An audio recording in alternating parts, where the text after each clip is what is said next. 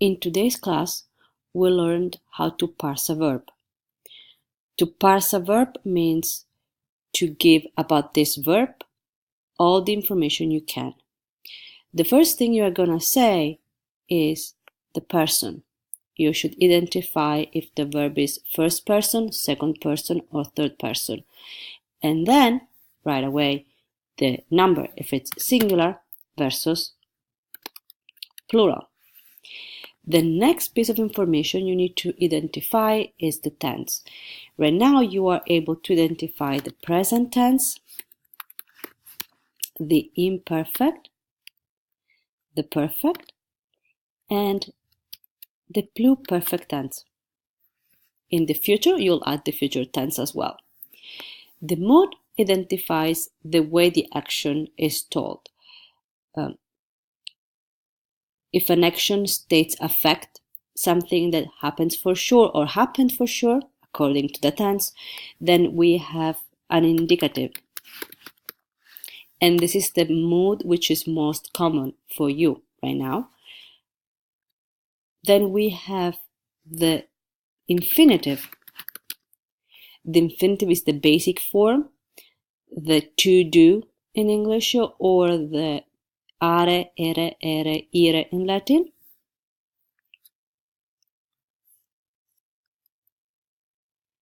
You also met the imperative, which expresses a command, an order. And then we have the voice, which is the opposition between active and passive. Active being I eat an apple, and passive being the apple is eaten. And you'll practice this difference in the future. So, active versus passive. Let's try one of these verbs to see how it works, and then you'll be able to continue by yourself.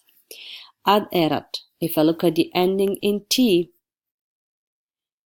this is definitely a third person and singular. Then I look at the tense and I know that erat is the imperfect of to be. Ad erat is a compound verb, so I will just write imperfect. This is an indicative and active, as you are not familiar with passive verbs, but also because the verb to be doesn't have a passive voice. Veni. If I look at the verb veni in the context of the sentence you have, this is an imperative. Of this imperative, I know that the subject is you, so it's the second person singular. Oops, please move the imperative to the mode.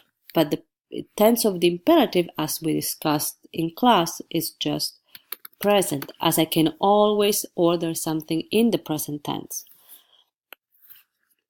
And active. Our last example is redire. If we look at the ending in ire, you might be able to identify right away the infinitive. So let's go to the mode and write infinitive. The infinitive is the basic form that you translate as to, in this case, to come back. So there is no subject, there is no person, so I will leave blank the first two elements. Redire is a present, and I'm saying that because there will be other tenses in the infinitives which you haven't studied yet, and so it is active, although you'll meet also infinitives in the passive voice. Now that you have a model, you can move to your practice and see if you can apply the same kind of analysis to the verb that you have been given.